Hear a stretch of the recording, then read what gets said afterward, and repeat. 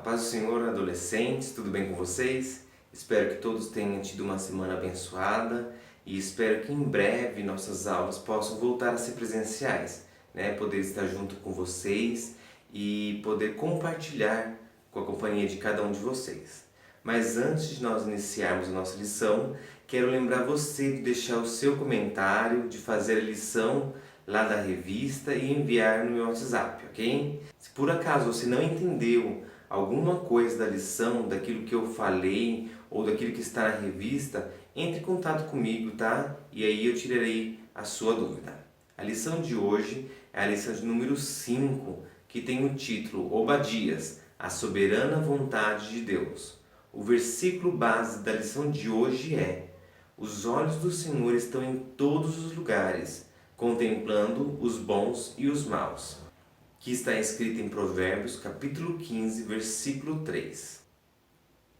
Os objetivos da lição de hoje são: primeiro, enfatizar a importância da comunhão.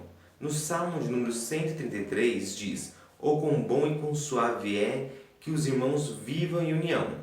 E ainda mais, que essa união ela é bênção e vida. A vontade de Deus era que toda a sua criação vivesse em paz e comunhão entre si e com Deus. Mas o pecado corrompeu e fez com que desde o jardim do Éden houvesse briga e discussões. Infelizmente, isso acontece entre família, haja visto que o primeiro homicídio foi entre irmãos. No entanto, nós vamos ver que Deus ele é amor, porém ele também é justo. Ele não concorda com a briga e com a falta de comunhão, principalmente entre a família. Segundo objetivo é justificar a vontade soberana de Deus. Deus ele é soberano e ninguém pode impedir o seu agir. Quando ele escolhe alguém, não existe nada que fique na frente para que ele não possa agir. Nada está fora do controle de Deus. Precisamos aprender isso para que possamos ter paz, que a vontade de Deus é sempre executada e é perfeita, e seus planos para nossas vidas não serão impedidos ou desfeitos. Nada está fora do controle de Deus. Precisamos aprender isso para que nós possamos ter paz, primeiramente, que a vontade de Deus ela é sempre feita e os planos dele para nossas vidas não serão impedidos ou desfeitos. E precisamos aprender também que Deus é soberano, para que nós não venhamos cometer o erro que nós iremos dizer no próximo tópico.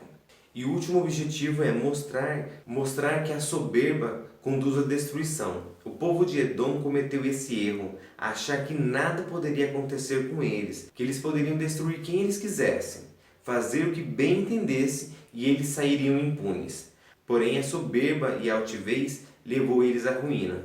Deus não aceita a soberba e detesta o orgulho. Não podemos cair no erro de se achar além dos nossos irmãos e amigos. Não podemos achar que somos imbatíveis e que podemos fazer o que vier em nossa mente. Devemos sempre ser humildes e mansos, assim como Jesus nos ensinou. Deus criou seres humanos para que vivessem em comunhão uns com os outros. Embora tenhamos pensamentos diferentes, os laços que nos unem vêm do Senhor. Na lição de hoje, analisaremos a contenda entre dois irmãos, cujo desfecho gerou ódio entre duas descendências, a de Jacó e a de Esaú. Veremos que a falta de comunhão e o agir desrespeitoso entre irmãos atraem o juízo de Deus sobre quem age assim. Somos o seu povo e precisamos dar o exemplo em tudo. Que depois dessa lição nós possamos ter comunhão com a nossa família e entre nossos irmãos espirituais, sem ficar de panelinha ou julgamentos antecipados. Precisamos mais do que nunca viver em união. A igreja tem passado e está passando pelos últimos momentos na terra. E a noiva de Cristo precisa estar unida como um corpo. Assim como diz aquele corinho que chama Corpo em Família. Diz assim, recebi um novo coração do Pai. Coração regenerado, coração transformado, coração que é inspirado por Jesus. E como fruto deste novo coração, eu declaro a paz de Cristo. Te abençoo, meu irmão. Preciosa é a nossa comunhão. Aí o refrão diz: somos corpo, assim bem ajustados, totalmente ligados, unidos e vivendo em amor. Uma família, sem qualquer falsidade, vivendo a verdade, expressando a glória de Deus, uma família vivendo o compromisso do grande amor de Cristo. Eu preciso de ti, querido irmão. Precioso és para mim, querido irmão.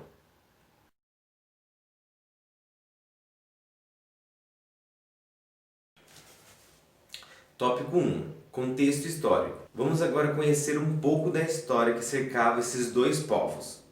Isaac casou-se com Rebeca e tiveram 2 filhos, que eram gêmeos, um chamado Jacó e outro Esaú, que deram origem a essas 2 nações, sendo Jacó pai das 12 tribos de Israel e Esaú pai dos Edomitas. Perto do nascimento de Jacó e Esaú, o Senhor revelou que essas 2 nações lutariam entre si. Deus disse: 2 nações há em teu ventre, e 2 povos se dividirão das tuas entranhas. Um povo será mais forte do que o outro povo, e o maior servirá ao menor. Gênesis capítulo 25, versículo 23. Quando nasceram, Esaú, o primogênito, nasceu com seu irmão Jacó segurando seu calcanhar. Infelizmente, a falta de união desses 2 irmãos começou muito cedo, pois a Bíblia revela em Gênesis capítulo 23, versículo 28, que Isaac amava a Esaú, pois ele era caçador, e isso agradava Isaac. Jacó, porém, era um homem simples que habitava em tendas, e Rebeca, sua mãe, o amava. Por Esaú ser o mais velho, tinha direito à primogenitura. Porém, como todos conhecem a história, ele trocou esse direito por uma refeição, vendendo ela a Jacó. Quando Isaac envelheceu e era chegada a hora de Isaac abençoar Esaú, Rebeca ficou sabendo que Isaac havia pedido para Esaú fazer um guisado, para que ele assim o abençoasse. Então Rebeca instruiu Jacó a enganar seu pai e o ajudou para que assim fizesse, para que ele ficasse com a bênção de seu irmão.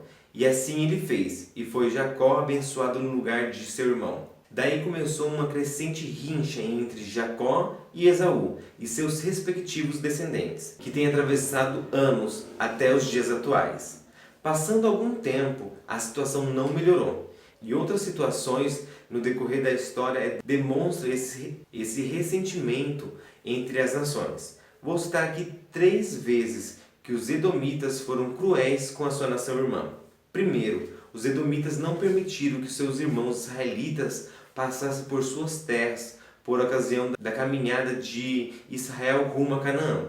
Isso vocês podem ver em Números, capítulo 20, do versículo 14 ao 21.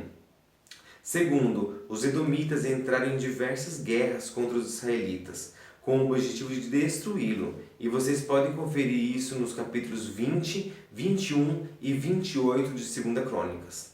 Terceiro, os edomitas fizeram aliança com o rei Nabucodonosor e ajudaram o Império Babilônio a conquistar Judá em 586 a.C. e levar seus habitantes em cativeiro para a Babilônia.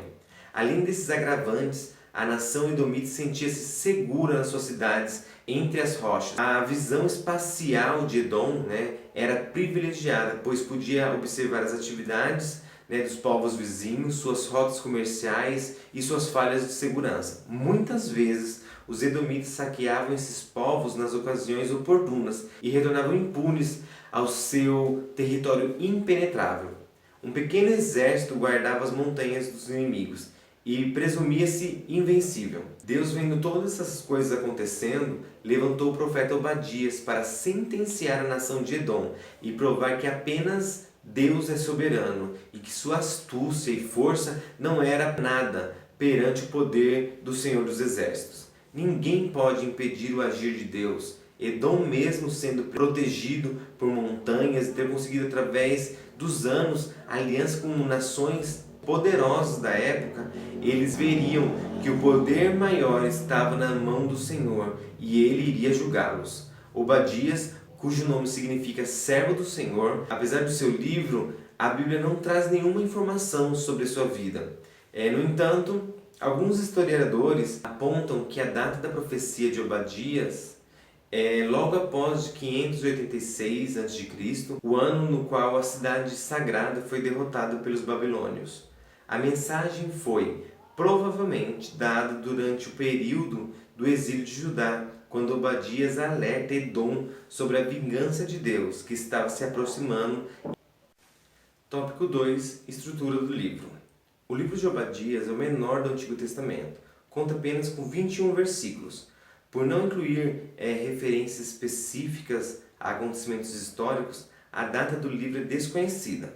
Há sugestões de data no século 9 ao século 5 a.C.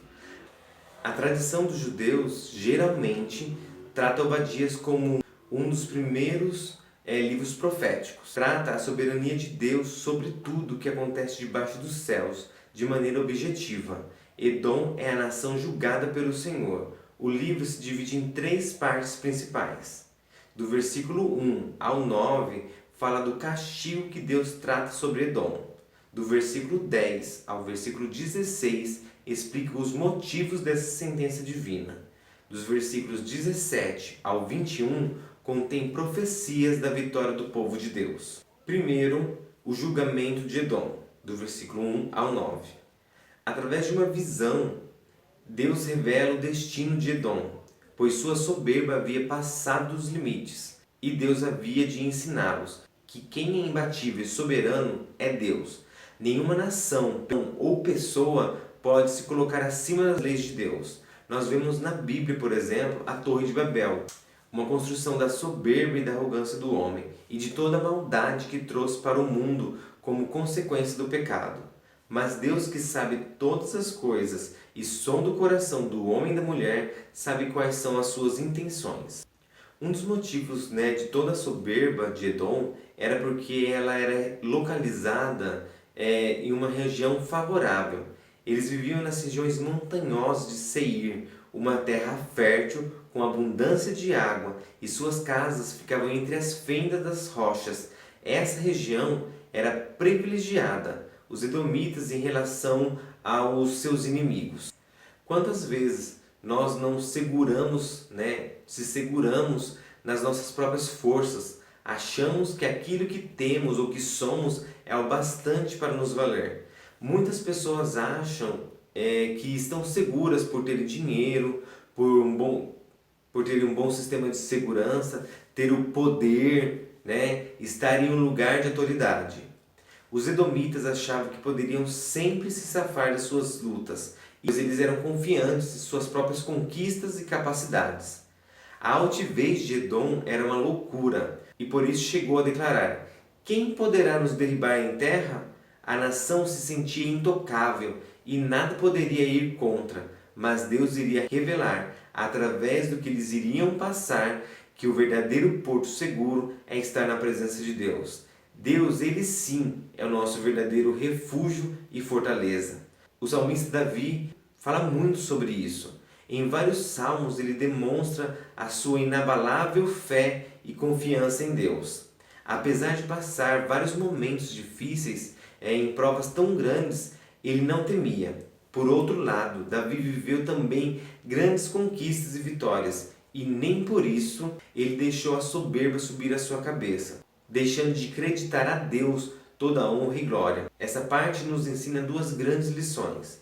Não devemos temer os nossos inimigos, mesmo que eles pareçam invencíveis. E a segunda lição é que quando formos vitoriosos, não deixamos de ser gratos a Deus e saber que tudo é dele, para ele e por ele.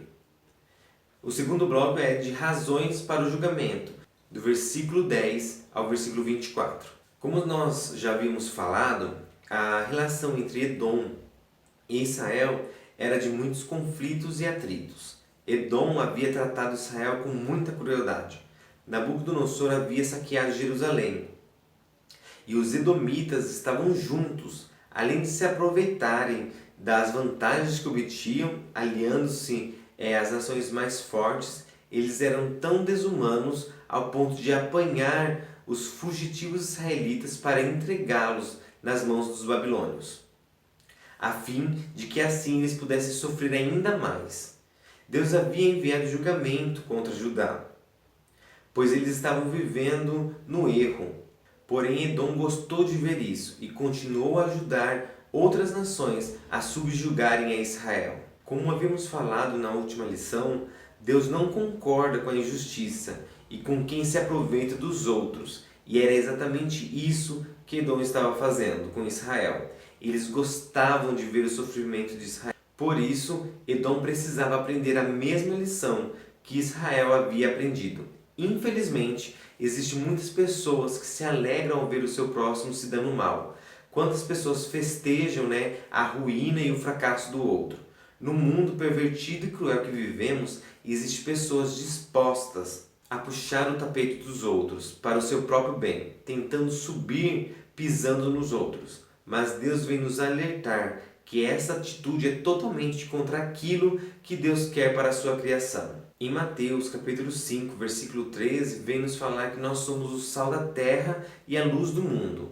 Em uma época de escuridão e sem discernimento, nós precisamos ser a luz. Agimos de outra forma. Por isso, nenhuma diferença deve afetar nossa comunhão uns com os outros. Lembre-se que devemos nos alegrar com os que se alegram e chorar com aqueles que choram, como escrito em Romanos capítulo 12, versículo 25. Terceiro, o dia do Senhor, que está entre o versículo 15 ao versículo 21. Quem nunca ouviu falar sobre a lei da semeadura? Em Gálatas capítulo 6, versículo 7 diz: Não se deixe enganar, de Deus não se zomba, pois o que o homem semear, isso também colherá. Pois bem, ela é verdadeira e muito certa. E era exatamente o que Edom estava vivendo. Edom cultivou um intenso desejo de vingança contra Israel. E suas atitudes produziram arrogância, soberba, crueldade, violência e alegria e prazer no sofrimento alheio. E tantas outras práticas de pecados abomináveis diante do nosso Senhor. Diante dessa prática, Edom iniciou a sua colheita.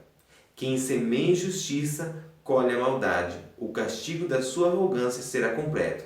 Provérbios, capítulo 22, versículo 8. A profecia de Deus, através do profeta Obadias, deixa claro que na mesma forma que os edomitas haviam tratado os israelitas, eles receberiam a retribuição. Veja a seguir uma tabela com os pecados edomitas e suas punições.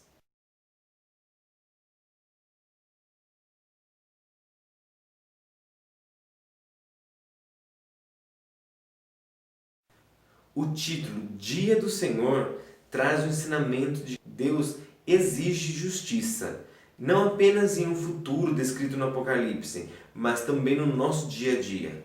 Embora seja misericordioso, que estende a sua paciência, fica claro que ele não tolera a injustiça para sempre. Ele pune a desobediência. Quanto aos cativos de Israel, o Senhor restaurará a sua liberdade e sua herança. A soberania de Deus é manifesta de forma contundente no versículo 21, quando Obadias encerra o livro mostrando que Deus colocará tudo em seu devido lugar e reinará absoluto sobre todos.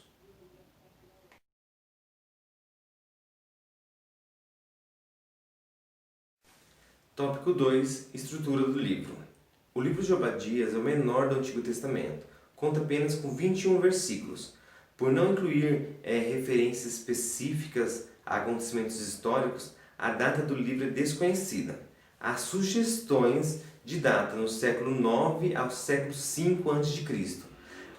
A tradição dos judeus geralmente trata Obadias como um dos primeiros livros proféticos. Trata a soberania de Deus sobre tudo o que acontece debaixo dos céus, de maneira objetiva. Edom é a nação julgada pelo Senhor. O livro se divide em 3 partes principais. Do versículo 1 ao 9, fala do castigo que Deus trata sobre Edom. Do versículo 10 ao versículo 16, explica os motivos dessa sentença divina. Dos versículos 17 ao 21, contém profecias da vitória do povo de Deus. Primeiro, o julgamento de Edom, do versículo 1 ao 9. Através de uma visão, Deus revela o destino de Edom, pois sua soberba havia passado dos limites, e Deus havia de ensiná-los que quem é imbatível e soberano é Deus. Nenhuma nação ou pessoa pode se colocar acima das leis de Deus. Nós vemos na Bíblia, por exemplo, a Torre de Babel, uma construção da soberba e da arrogância do homem e de toda a maldade que trouxe para o mundo como consequência do pecado. Mas Deus, que sabe todas as coisas e sonda o coração do homem e da mulher, sabe quais são as suas intenções. Um dos motivos, de toda a soberba de Edom era porque ela era localizada em uma região favorável. Eles viviam nas regiões montanhosas de Seir, uma terra fértil com abundância de água, e suas casas ficavam entre as fendas das rochas. Essa região era privilegiada, os edomitas, em relação aos seus inimigos. Quantas vezes nós não se seguramos nas nossas próprias forças, achamos que aquilo que temos ou que somos é o bastante para nos valer. Muitas pessoas acham que estão seguras por terem dinheiro, por terem um bom sistema de segurança, ter o poder, estar em um lugar de autoridade. Os edomitas achavam que poderiam sempre se safar das suas lutas, pois eles eram confiantes em suas próprias conquistas e capacidades. A altivez de Edom era uma loucura, e por isso chegou a declarar: quem poderá nos derribar em terra? A nação se sentia intocável e nada poderia ir contra, mas Deus iria revelar, através do que eles iriam passar, que o verdadeiro porto seguro é estar na presença de Deus. Deus, Ele sim, é o nosso verdadeiro refúgio e fortaleza. O salmista Davi fala muito sobre isso. Em vários salmos ele demonstra a sua inabalável fé e confiança em Deus. Apesar de passar vários momentos difíceis, em provas tão grandes, ele não temia. Por outro lado, Davi viveu também grandes conquistas e vitórias, e nem por isso ele deixou a soberba subir à sua cabeça, deixando de acreditar a Deus toda a honra e glória. Essa parte nos ensina duas grandes lições. Não devemos temer os nossos inimigos, mesmo que eles pareçam invencíveis. E a segunda lição é que quando formos vitoriosos, não deixamos de ser gratos a Deus e saber que tudo é dele, para ele e por ele. O segundo bloco é de razões para o julgamento, do versículo 10 ao versículo 24. Como nós já havíamos falado, a relação entre Edom e Israel era de muitos conflitos e atritos. Edom havia tratado Israel com muita crueldade. Nabucodonosor havia saqueado Jerusalém. E os edomitas estavam juntos, além de se aproveitarem das vantagens que obtinham, aliando-se às nações mais fortes. Eles eram tão desumanos ao ponto de apanhar os fugitivos israelitas para entregá-los nas mãos dos babilônios, a fim de que assim eles pudessem sofrer ainda mais. Deus havia enviado julgamento contra Judá, pois eles estavam vivendo no erro. Porém, Edom gostou de ver isso e continuou a ajudar outras nações a subjugarem a Israel. Como havíamos falado na última lição, Deus não concorda com a injustiça e com quem se aproveita dos outros. E era exatamente isso que Edom estava fazendo com Israel. Eles gostavam de ver o sofrimento de Israel. Por isso, Edom precisava aprender a mesma lição que Israel havia aprendido. Infelizmente, existem muitas pessoas que se alegram ao ver o seu próximo se dando mal.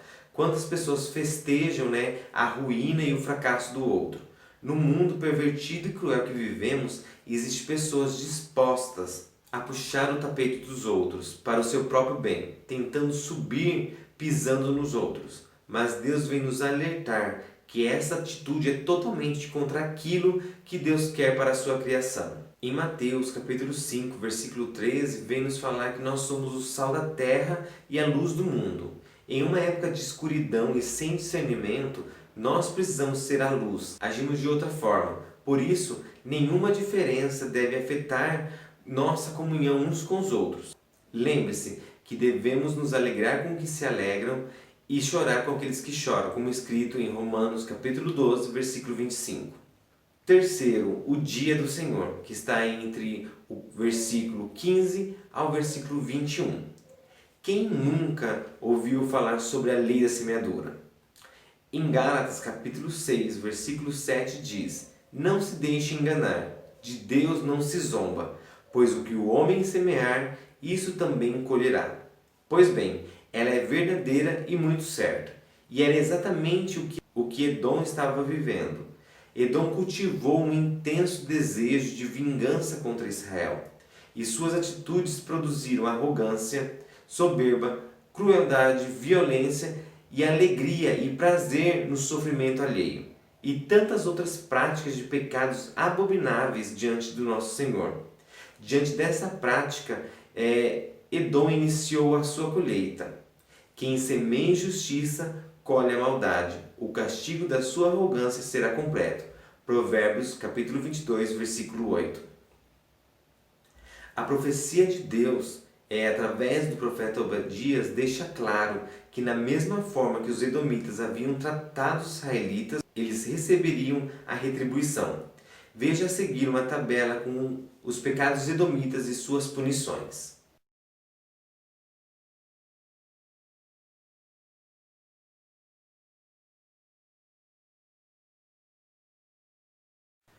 O título Dia do Senhor traz o ensinamento de que Deus exige justiça, não apenas em um futuro descrito no Apocalipse, mas também no nosso dia a dia.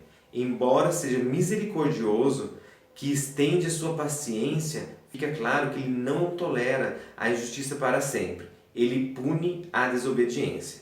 Quanto aos cativos de Israel, o Senhor restaurará a sua liberdade e sua herança. A soberania de Deus é manifesta de forma contundente no versículo 21, quando Obadias encerra o livro mostrando que Deus colocará tudo em seu devido lugar e reinará absoluto sobre todos.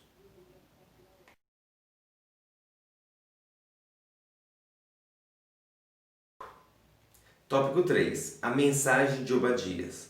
Deus é soberano e poderoso. Isso precisa estar claro para todos nós. Os edomitas viviam de forma arrogante e sempre estavam maquinando o mal para com os outros. Se achavam superiores aos demais. Suas construções eram grandes, fortes junto às paredes talhadas nas rochas. E suas alianças com as nações vizinhas os deixavam mais seguros. E desprezavam a grandeza de Deus. Eles não reconheciam que Deus era o Deus Todo-Poderoso e que a segurança e socorro e providência vêm de Deus. Para os edomitas, todo o mal que eles faziam não seriam retribuídos, pois eles achavam que sempre estariam um passo à frente de Israel. E quantas pessoas não agem dessa mesma forma? Acham que pode aproveitar dos outros e submeter a vergonhas, humilhações e a tantas outras formas de violência e maldade. E se acham protegidas por sua fama, dinheiro, posição, nível social, nível econômico, enfim. Mas assim como o povo de Edom, essas pessoas precisam aprender a lição da humildade e da dependência em Deus. Deus vê todas as coisas e sabe o motivo e a intenção dos corações. Mesmo que não tenhamos demonstrado nosso sentimento, pensamento em ações ou palavras, Deus ele sabe. Nunca devemos pensar que a justiça de Deus tarda, pois o domínio do tempo está nas mãos de Deus. Quando Deus traz disciplina para o seu povo, é para que haja arrependimento e retorno aos princípios eternos. Logo, devemos manter uma posição de intercessores por aqueles que estão sendo corrigidos. Muitas pessoas, infelizmente, dentro de nossas igrejas, têm uma atitude igual a de Edom. Ao ver seus irmãos sofrendo ou passando por algum tempo de repreensão, ou a chamada disciplina, se acham melhor do que eles, desprezam, não os cumprimentam. E isso, infelizmente, leva muitas pessoas a desistirem da fé devido à situação que enfrentam. Ao errar, elas se deparam com pessoas que, em vez de ajudar e apoiar, que é o nosso papel, elas acabam desprezando e criticando ou fazendo pouco caso dessas pessoas. Mas o nosso papel é interceder, se compadecer e tentar ajudar ao máximo para que ele passe por essa fase, cresça e juntos possamos subir ao céu. Então, para nós concluir, vamos pensar lá nos objetivos que eu trouxe no início da lição. Observe cada um deles aqui na tela. O primeiro era Deus, ele valoriza a comunhão e para isso ele nos criou seres sociáveis. Além do Salmo 133, A palavra traz muitos versículos sobre a importância da comunhão, como esses aqui que eu vou falar. Melhor é serem dois do que um, porque tem melhor paga do seu trabalho. Porque se um cair, o outro levanta, o seu companheiro. Mas ai do que estiver só, pois caindo não haverá outro para que o levante. E se alguém prevalecer contra um, os dois lhe resistirão. E o cordão de 3 dobras não se quebra tão depressa. Eclesiastes, capítulo 4, versículos 9, 10 e 12. Um ao outro ajudou, e ao seu irmão disse, esforça-te. Isaías, capítulo 41, versículo 6. O outro Deus é soberano. Não existe nada e ninguém que pode subjugar a Deus e a sua vontade. Deus tem todo o poder no céu e na terra. Ele é o Deus Criador. Paulo fala muito sobre essa soberania de Deus. Em Romanos, capítulo 12, versículo 2, Paulo nos orienta. E não sejamos conformados com este mundo, mas sede transformados pela renovação do vosso entendimento, para que experimenteis qual seja a boa, agradável e perfeita vontade de Deus. Paulo entendia, a soberana vontade de Deus, e mesmo que passasse por tantas lutas, ele sabia que a vontade de Deus era o melhor, e ele tirava de cada luta, de cada tribulação, uma lição. Não estou dizendo isso porque esteja necessitado, pois aprendi a adaptar-me a toda e qualquer circunstância. Sei o que é passar necessidade e sei o que é ter fartura. Aprendi o segredo de viver contente em toda e qualquer situação, seja bem alimentado, seja com fome, tendo muito ou passando necessidade. Tudo posso naquele que me fortalece. Filipenses capítulo 4, versículo 11 ao 13. E por último, o terceiro objetivo, Deus rejeita o soberbo e prepotente. Pessoas assim se recusam a confiar, e uma vida com Deus é toda baseada em confiança. Nossa fé só é válida se ela vier com ações, e só conseguimos agir movidos pela fé se cultivarmos a confiança. Uma pessoa soberba não consegue entregar sua vida por completo a Deus e deixá-lo fazer o que é melhor. Vi esse trecho nesse site que está aparecendo aqui embaixo e acho muito válido trazer a vocês. A soberba é um sentimento de superioridade, arrogância. O fruto da soberba faz com que achemos que somos melhores do que os outros e até melhor que Deus. A soberba é cega e enganadora. A insensatez e a falta de humildade nos afasta de Deus e nos leva ao abismo. Por isso, examine os seus atos, valorize o próximo e seja obediente a Deus. A humildade é a solução para a soberba. Deus humilha os soberbos, mas honra os humildes. Todos nós somos iguais perante Deus. Mas antes de encerrar essa aula, vamos ver alguns versículos que falam sobre quão destrutiva é a soberba.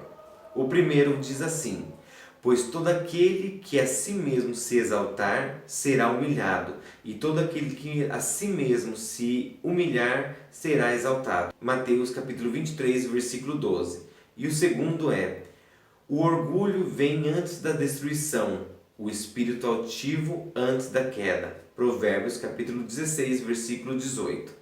Terceiro, mas ele nos concede graça maior. Por isso a Escritura diz: Deus se opõe aos orgulhosos, mas concede graça aos humildes. Tiago capítulo 4, versículo 6.